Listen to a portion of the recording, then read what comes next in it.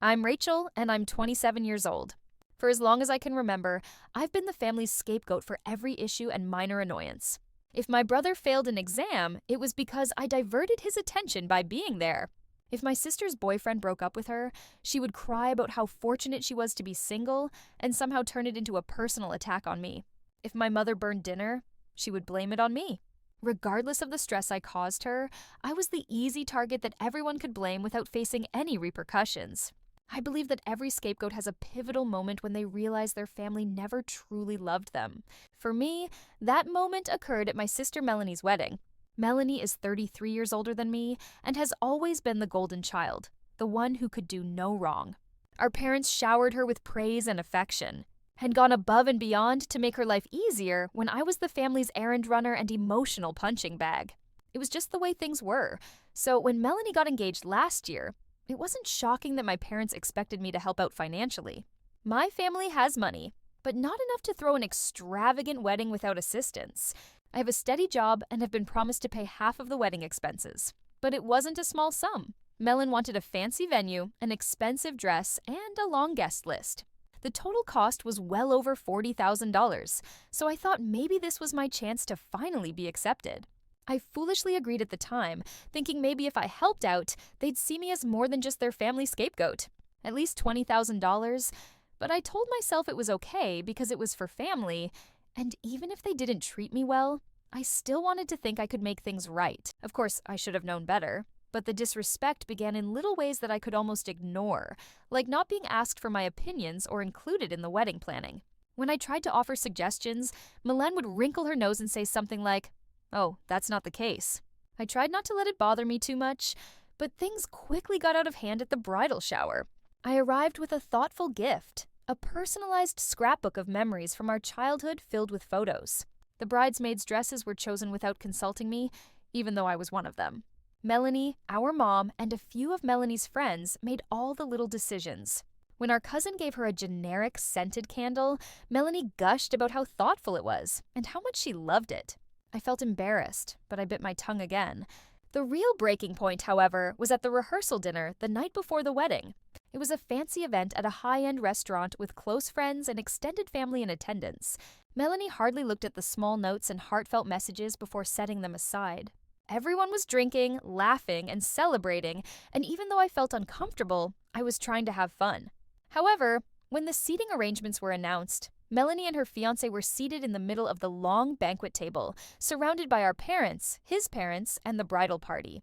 I was positioned at the far end, seemingly as an afterthought, but the best part was that each playing card had been handwritten in elegant calligraphy. My dad didn't even look up from his plate. Melanie sipped her champagne as if my humiliation was real. At first, I thought it was a cruel, unfunny joke. But when I looked around, I saw my mom smirking at me from across the table. She said, "It's honest." I felt like the air had been sucked out of the room while swirling her drink. A few people nearby laughed awkwardly, not wanting to draw attention to the tension. I'd spent my entire life trying to win my family's love and prove my value to people who would never consider me anything more than their scapegoat. I had shown them compassion, understanding, and even financial support, but they still treated me as though I were nothing. If they thought I was nothing, then they were nothing to me. I got up, grabbed my glass, and tapped it with my fork. The sound reverberated throughout the restaurant while I was doing this. Conversations were hushed, and all eyes were on me. I took a deep breath, stabilized myself, and then said, in the calmest voice I could, "I'd like to make a toast to the last words you'll ever hear from me." A wave of confusion went through the guests, and my mom's smirk faltered. Melanie frowned, and my dad finally looked up, blinking at me as if he hadn't been listening the entire time. I held up my glass and let the silence last for a moment, then slowly lowered it back to the table without saying anything more. I reached into my purse, took out a folded piece of paper and a pen, wrote something on it, and placed it neatly next to Melanie's plate. Then, I turned on my heel and left the restaurant. I didn't stop when I heard whispers behind me, when my mother scoffed, or when Melanie hissed, "What's her problem?" I simply continued walking, my heart racing but my step steady, and as I stepped out into the I stood outside the restaurant. Breathing in the cool night air, I smiled to myself because I knew that the real shock would start the moment someone opened that paper. I had written in bold, unmistakable letters, I am no longer paying for the wedding. Enjoy the bill for a few blissful moments. The weight of years of mistreatment was finally leaving my shoulders, but I knew it wouldn't last because my family wasn't the kind to part with their favorite things. Punching bags so effortlessly, and sure enough, the chaos began almost instantly. The restaurant doors flew open behind me, and I heard my mother's piercing, angry voice pierce the night like a knife. Rachel. I didn't need to turn around because I could visualize the scene clearly, my mother's red-faced eyes blazing with rage, my father standing awkwardly behind her, not because he cared, but because he always followed her lead. And Melanie, oh Melanie. I took a slow step forward, then another. Don't you dare walk away from us! My mother's heels clattered against the pavement as she stormed toward me. You are not leaving like this. I stopped walking long enough to turn my head slightly in response to what I asked, and my voice was eerily calm, like someone who finally got tired of being treated like garbage. Her voice was dripping with entitlement. Then I turned to Melanie, who had finally walked out with her fiancé following her, looking uncomfortable. What was the plan here? Mel humiliated me, took my money, and then pretended that I didn't exist. My voice was low and stiff, Rachel. You're being dramatic. I let out a short, bitter laugh. Oh, I'm sorry. I must have imagined the part where my own family called me a failure at a wedding that I was supposed to help pay for. When she finally looked worried, I gestured back to the restaurant, saying, Maybe you should go check the little note I left for you. Melanie blinked in confusion, turning into a full-blown panic, and she fled without saying anything more. Flipping her hair like this was just some minor inconvenience, she said. But it was a joke, so lighten up a joke, I said, tilting my head funny.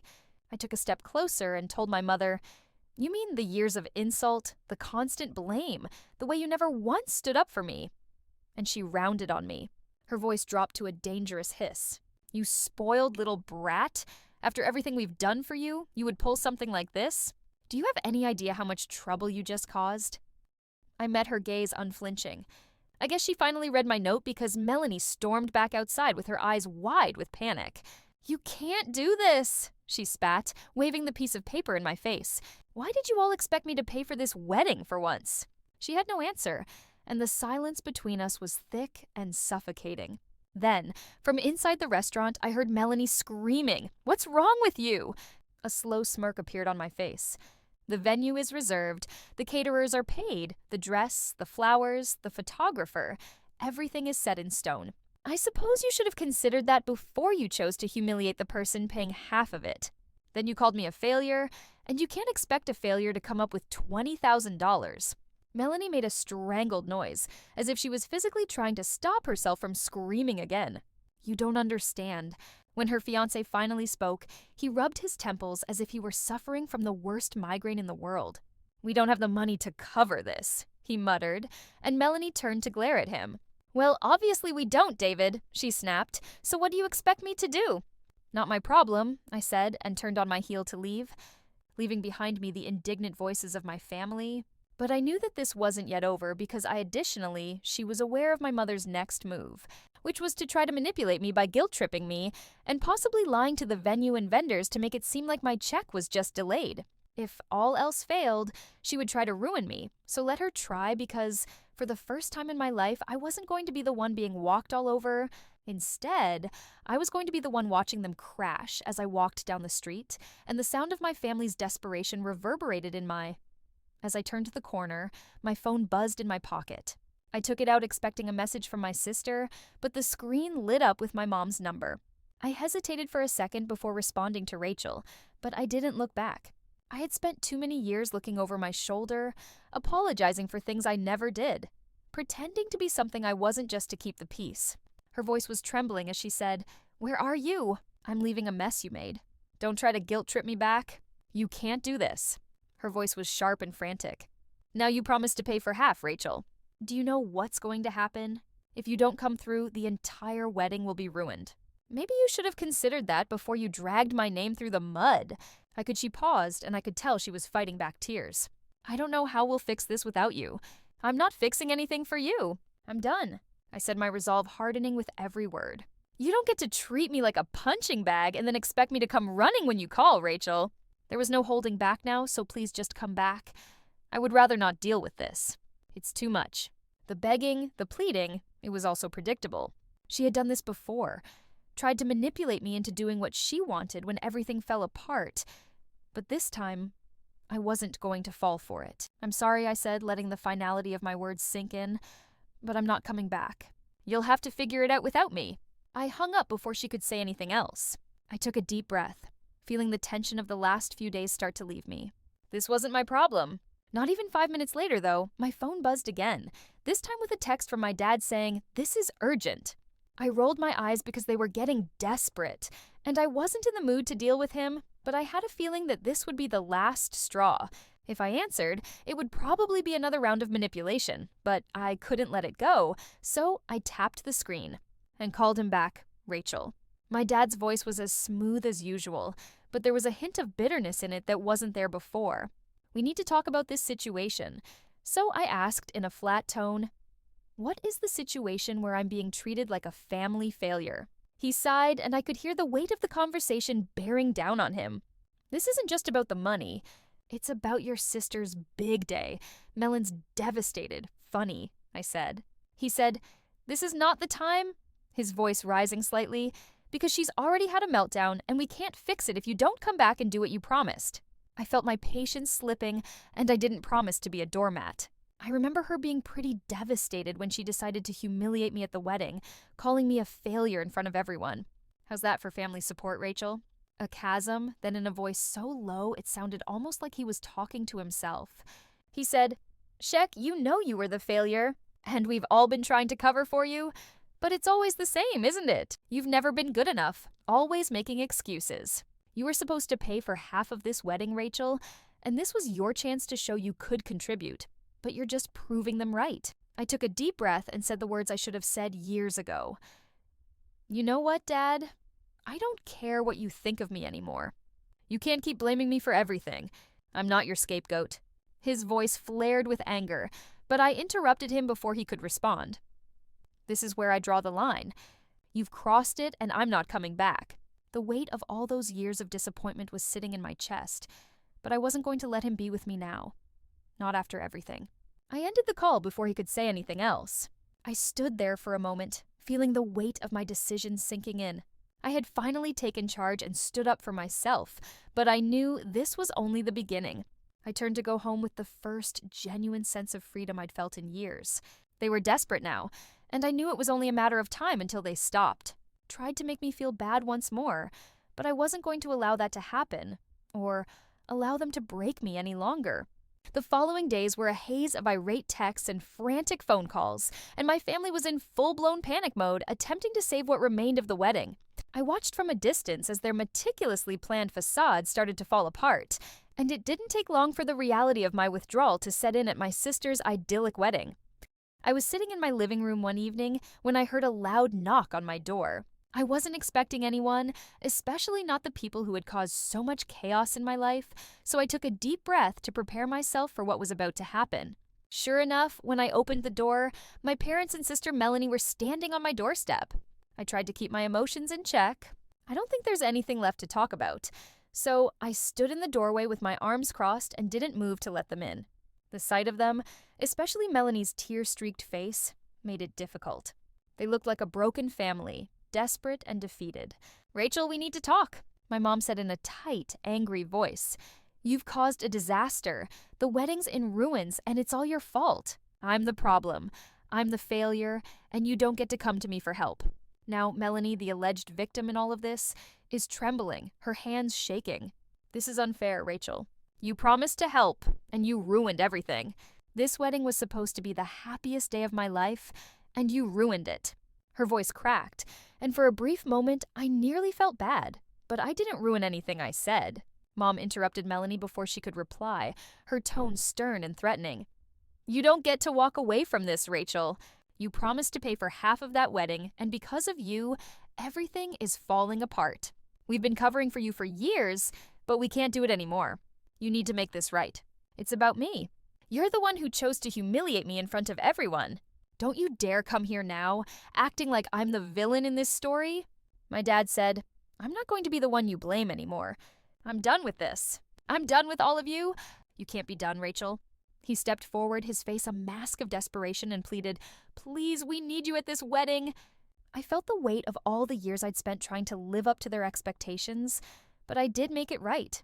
To be a new beginning, don't you want to make things right? Don't you want to be a part of this family once more?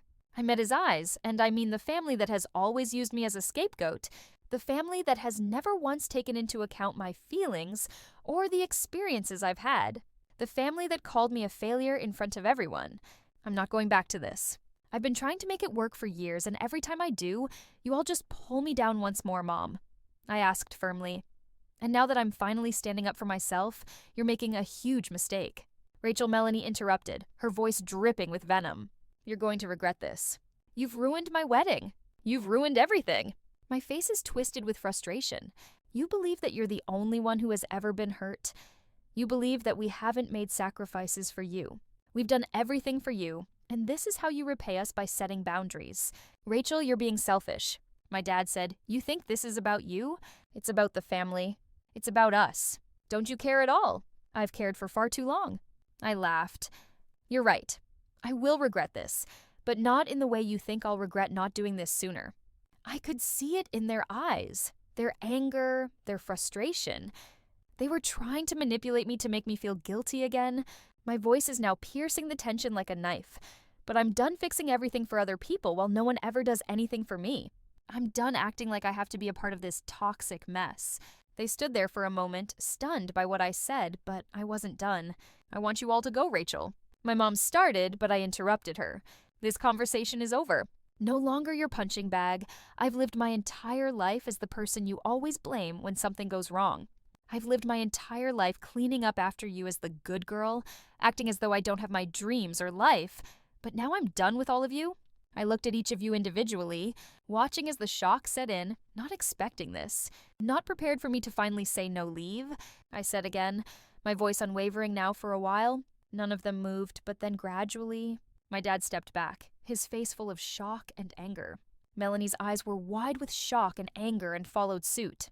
And finally, my mom, her face twisted with betrayal, turned away and led the way down the stairs. As I watched them go, my heart thumping, I realized that I had finally cut the strings, and I couldn't help but feel a weight lifted off my shoulders from the constant pressure of being the family I had been living in someone else's life up until this point. But for the first time, I felt like I was living for myself. The days following the confrontation were silent, and my phone remained silent. I wasn't sure what I expected, maybe a few angry texts or more desperate calls, but nothing came at first. The doormat, the person they always blamed and expected to fix everything, was over. It was a strange, almost surreal feeling. Then came the letters, first from my dad, then from my mom, and even from Melanie. All of them were full of guilt and tried to win me back with the same old promises they had made 1,000 times before. We're sorry, we didn't mean it. Come back and help us. We need you. They all used the same phrases and stated the same things in an attempt to make me feel sorry for them, but this time, I wasn't buying it. I've been living my life, and I've never felt more at peace, even after reading them all the way through. Sure, it's been lonely at times, but I've started to rebuild. I've made new friends who genuinely care about me and aren't using me. I'm working on things I'm passionate about, and for the first time in a long time, they've made it clear where they stand. As for my family, well, they've made it pretty clear where they stand. They tried, but I'm no longer the scapegoat. So here's where I stand. No contact, no regrets, and I've severed ties with those who have kept me small and used me for their self-serving purposes. It feels wonderful, but I'm curious about anyone who has experienced something similar. How did you move on? How do you deal when family members are toxic but still trying to pull you back in? Since I'm just taking things day by day, I'd love to hear your thoughts on guilt. However, for now, I believe I'm finally at a point where I can start living for myself. What would you have done? Am I being too harsh or is cutting toxic? Please tell me if the family is on the right call.